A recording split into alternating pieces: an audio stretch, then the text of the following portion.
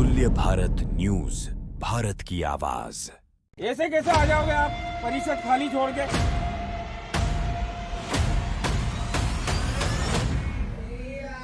ये पता नहीं है किस संरक्षण के तहत हो रहा है। यार मतलब अच्छा काम कर रहे हैं वो तो नहीं करने दे रहे हो। ऐसे कैसे आ जाओगे आप परिषद खाली छोड़ के, सारे काम छोड़ के? एक ही काम रह गया क्या आपका? लोकतंत्र के अंदर चुने हुए नेता, इनकी अपनी क्या ताकत होती है, शायद इनको इसकी भी जानकारी पूर्ण रूप से तो होनी चाहिए, और अगर नहीं है तो आज इस पार्क के माध्यम से वो जानकारी लग जाएगी। मेरे को ऐसा लग रहा है किसी किसी राजनीतिक शरण के तहत पार्कों को भी ठिकाना लगाया जाए। एजीएम साहब ने कॉलोनी की तो सूद कभी नहीं ली,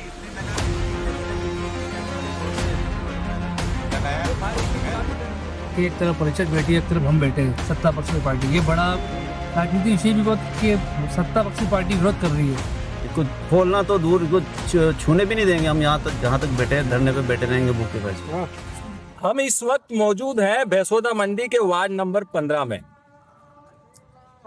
और विरोध कर रहे हैं सत्ताधारी पार्टी के जनप्रतिनिधि, पार्षद और नेतागण और यहाँ की स्थानीय जनता। कारण यह कि ये सरकारी पार्क बिकने की आशंका जताई जा रही है और कई सरकारी पार्क बिक भी चुके हैं। यहाँ के स्थानीय रहवासियों ने बताया कि जब उनको ये प्लाट बेचे गए तो उस समय रजिस्ट्री में उनको यहाँ पर पार्क दर्शाया गया, ये बोलकर प्लाट बेचे गए कि यहाँ पर जो है ये भूमि जो है ये पार्क की भूमि है और भविष्य में यहाँ पर पार्क डेवलप किया जाएगा।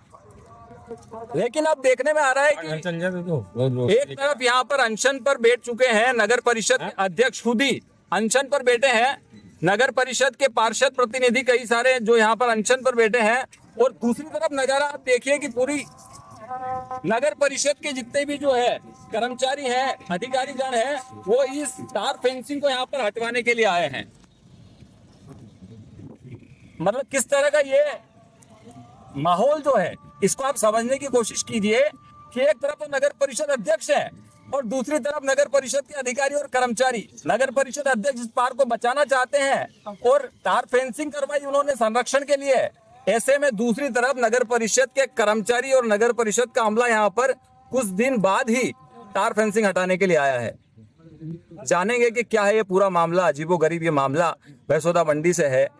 लगातार यहाँ पर सरकारी जमीनों के संरक्षण पर सवाल खड़े होते आए हैं। अब ऐसे में सवाल ये उठता है कि ये चल क्या रहा है, किस तरह का ये खेल भूमाफियाओं की मिलीभगत से लगातार जारी है। आप नगर परिषद अध्यक्ष प्रतिनिधि हैं यहाँ से, है ना? पहली बार नगर परिषद ये बनी है भैंसोदा, पहले पंचायत हुआ करती थी और आप अध्यक्ष प्रतिनिधि यहाँ से हैं। बड़ा मतलब अजीब मामला लग रहा है कि अभी आप यहाँ पर धरने पे बैठ चुके हैं सारे यहाँ के जनप्रतिनिधि, पार्षदगण। दूसरी ओर जो है नगर परिषद के खुद के कर्मचारी जो आपका एक अमला है। नहीं, उनको तो खोलने बिल्कुल मना कर दिया मैंने। नहीं, पर वो खोलने तो आए हैं। लेकिन ये किसके आदेश पे आया, या तो लिखित चाहिए अपने को आदेश, किसके आदेश से? मतलब ऐसा नहीं लगता मजाक चल रहा है? बिल्कुल बगैर परमिशन के बिल्कुल मजाक चल रहा है ये। और इस मामले में मैंने एसडीएम साहब से ही पूछा, उन्होंने भी स्पष्ट मना कर दिया, हमने कोई आदेश नहीं दिया।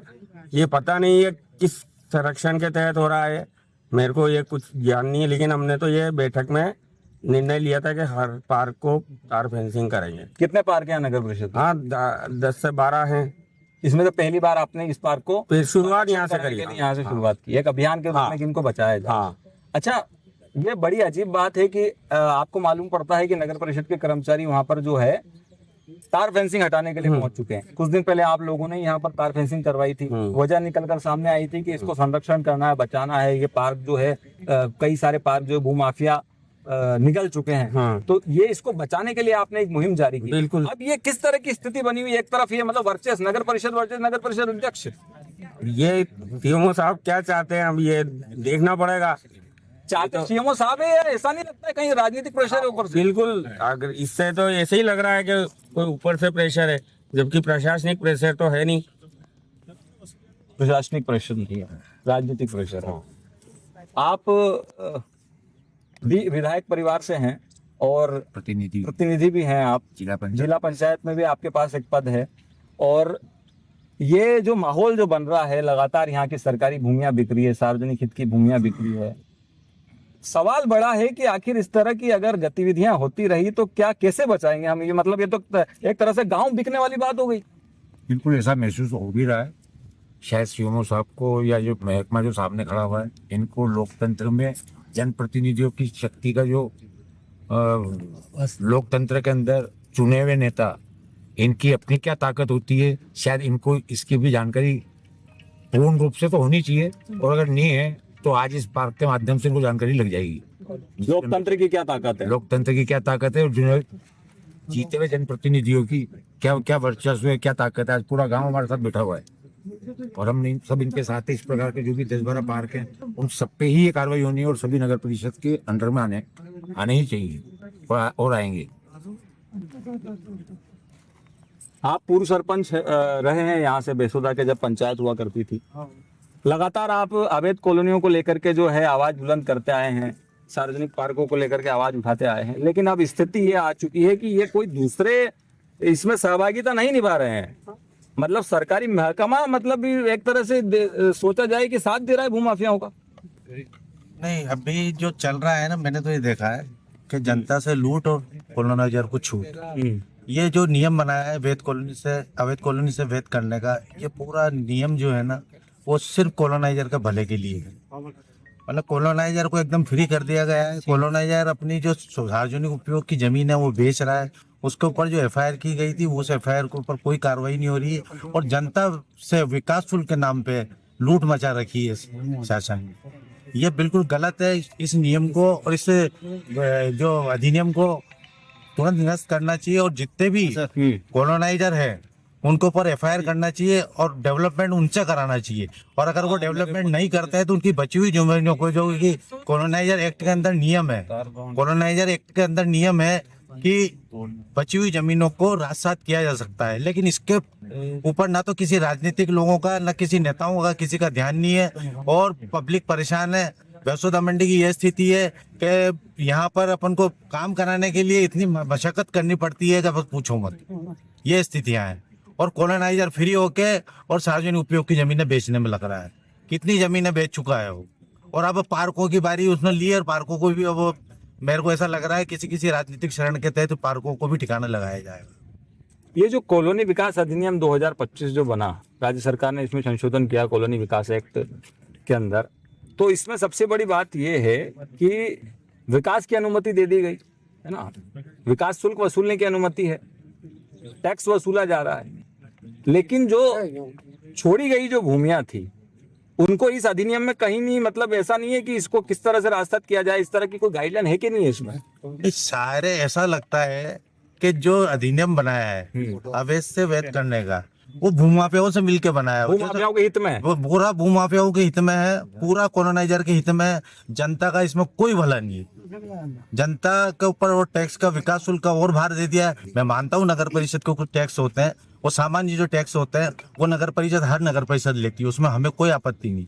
लेकिन ये जो विकास शुल्क का जो जबरदस्ती का भार आम जनता के ऊपर, एक तो कॉलोनाइजर मूर्ख बना के चल गया, उसने डेवलपमेंट नहीं किया, किसी तरह का कोई इसमें विकास नहीं किया कॉलोनी में, और उसको फ्री कर दिया गया है और वो जमीनें बेचने में लग रहा है, जबकि सारी जमीनें राजसात करना चाहिए। मेरा कलेक्टर महोदय से निवेदन है, मैं बड़ा आशा और विश्वास रखता हूँ उनके ऊपर कि वो हमारी इसको समझे, हमारी इस भावनाओं को समझे और सारे कॉलोनाइजर की जितनी भी जमीन है सार्वजनिक की, चाहे वो रोड हो, चाहे पार्क हो या और कोई सार्वजनिक उपयोग की जमीन है, उन सबको राजसात किया जाए। मतलब कुल मिलाकर हम ऐसा बोल सकते हैं कि ये जो एक्ट है, मतलब पहले तो कॉलोनाइजर ने बेवकूफ बनाया जनता को और अब ये नियम के तहत जो है बेवकूफ बनाया जा रहा है। कुल मिलाकर पूरा नियम ही गलत है, पूरा नियम गलत है। और मैं तो ये कहता हूँ कि राजस्थान में कॉलोनाइजर जो अधिनियम है उसमें जैसे ही कॉलोनी कटती है और कॉलोनाइजर एक्ट के तहत करती है तो सारी जमीन जितनी भी है नगर पालिका के हैंड ओवर हो जाती है, सार्वजनिक उपयोग की जितनी भी जमीन है। यहाँ मध्य प्रदेश में हमेशा कॉलोनाइजर के नाम ही चलती है। ये कौन सा नियम? हालांकि इस एक्ट में ये एक नियम है कि अगर कॉलोनाइजर डेवलपमेंट नहीं करता है तो उसके एवज में उसकी भूमि को राजसात किया जा सकता है, लेकिन इसके लिए कोई भी प्रयास नहीं कर रहे, ना तो हमारे कोई नेता लोग कर रहे हैं। हमने कितनी बारी, मैंने इसका कोर्ट में भी केस का, एसडीएम कोर्ट में भी केस लड़ा, मैं कलेक्टर साहब को भी हम लोग सब पार्षद लोग जाके एक बार शिकायत कर चुके हैं। जब तत्कालीन और मनोज जी पुष्प थे उस टाइम पे भी शिकायत करी। उसके पहले भी कई कलेक्टर जब तत्कालीन रहे हैं मेरे सरपंच के कार्यकाल में, तब भी हमने शिकायत करी, लेकिन कोई कार्रवाई नहीं करती की जा रही। ये सारी भूमियां गनेडीवाल जी के गनेडीवाल जो अपने मंदसौर के हैं उनके द्वारा काटी गई है, और कहीं ना कहीं राजनीतिक लोग भी उनसे दबे हुए हैं। मतलब गनेडीवाल तो एक ऐसा नाम है जो दानदाता के रूप श्रेणी में आता है। वो मुख्यमंत्री जी को साइकिल वितरण करते हैं, बड़े बड़े दान गिनाते हैं, और ये मतलब एक बहुत छोटी सी जगह यहाँ की जमीन को लेकर के वो इस तरह की गतिविधि कर रहे हैं। नहीं, उनको गनेडीवाल जी को सोचना चाहिए और समझना चाहिए कि जब अगर वो इतने बड़े इस तरह से जो दान का काम करते हैं या सामाजिक कार्य करते हैं, तो उनके द्वारा काटी हुई कॉलोनियों के लोग तरसते रहे, तो उनको खुद को सोचना चाहिए। उपाध्यक्ष जो है नगर परिषद उपाध्यक्ष वो भी हमारे साथ मौजूद हैं, और ये बड़ा विषय है कि आज सत्ताधारी पार्टी के सारे नगर परिषद के नेतागण और पार्षद उपाध्यक्ष अध्यक्ष सभी एकजुट हैं और विपक्ष की भूमिका निभा रहा है नगर परिषद कामला। क्या कहेंगे आप? ये विषय बहुत गंभीर है, थोड़ा ऊपर। ये विषय बहुत गंभीर है जो आज देख रहा हूँ मैं कि एक तरफ परिषद बैठी है, एक तरफ हम बैठे हैं सत्ता पक्ष की पार्टी। ये बड़ा राजनीति विषय भी बहुत कि सत्ता पक्ष की पार्टी विरोध कर रही है। हमारा विपक्ष तो है ही नहीं, खत्म हो गया। पर जो ये आज कॉलोनी में जो इसकी तारपेंचिंग हुई है, माननीय सीएमओ साहब खुद आए थे, हमने तारपेंचिंग सबने मिलकर की है। और आज ये किसके दबाव में काम कर रहे हैं, किसके संरक्षण में काम कर रहे हैं, किस विषय के लिए आज ये खुद आए हैं इसको हटाने के लिए, बड़ा गंभीर विषय है। क्या अगर मान लीजिए इस तरह की जो है ये यहाँ पर हटाने के लिए आए हैं और अगर ये लगे रहते हैं, मतलब अड़े रहते हैं अपनी बात पर, तो आप किस तरह से इसका विरोध करेंगे? हम परिषद के द्वारा सभी पार्षद और सभी निवासी सबके साथ मिलकर यहाँ धरना देंगे और अंतिम इन सबको यहाँ से रवाना करके बिना आदेश के आए। अभी कोई आदेश नहीं आया। श्रीमान ने एक तो एटीएम साहब का नाम लेकर उनको बदनाम भी किया है, उनको जानकारी भी नहीं है। श्रीमान ने उनका नाम लिया, उनको बदनाम किया, उनको जानकारी भी नहीं है, कोई इन्होंने ना किसी की आपत्ति उसको दिखाया भी नहीं है। सबसे बड़ी विषय तो है सीएम साहब किसके दबाव में काम कर रहे हैं, अभी तक क्लियर भी नहीं हो पाया है। मैं चाहता हूँ सीएम साहब जिसने आपको आपत्ति उसकी आपत्ति हमें दिखा दीजिए। अभी तक 1.5-2 घंटे के भी दिखाया भी नहीं है। कुल मिलाकर आप ये कहना चाहते हैं कि प्रशासनिक अधिकारियों भी कहीं ना कहीं राजनीतिक दबाव है? बिल्कुल। हमारे साथ इसी वार्ड के पार्षद प्रतिनिधि भी मौजूद हैं, और जहाँ तक मुझे ध्यान है कि आपकी मौजूदगी में ये तार फेंसिंग करवाई गई थी। क्या कहेंगे आप? अब ये जो स्थितियां बन रही है, मतलब ये जो भी स्थितियां बने, कुछ भी बने, लेकिन जो पार्क यहाँ के निवासियों को जो प्लाट खरीदे थे उनको बताया था कि सामने आपके पार्क हैं, तो वो पार्क ही रहेगा। और अपने नगर परिषद द्वारा इसकी बाउंड्री करा दी गई है। अब इसको हम हाथ भी नहीं लगाने देंगे, इसको खोलना तो दूर, इसको छूने भी नहीं देंगे। हम यहाँ तक जहाँ तक बैठे धरने पे बैठे रहेंगे भूखे पैसे, पर इनको हाथ नहीं लगाने देंगे, चाहे कुछ हो जाए, चाहे कुछ भी हो जाए। आप यहीं रहते हैं? हाँ जी, मैं यहीं रहता हूँ।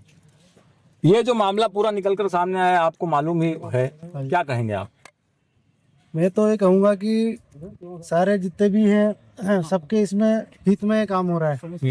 किसी के इस चीज में नहीं हो रहा है कि कोई किसी ने मना कर दिया कि काम नहीं होना चाहिए। ठीक है, मेरा खुद का मकान का काम चल रहा है। मैंने तो कुछ नहीं कहा इनको, मैंने ये कहा इनको।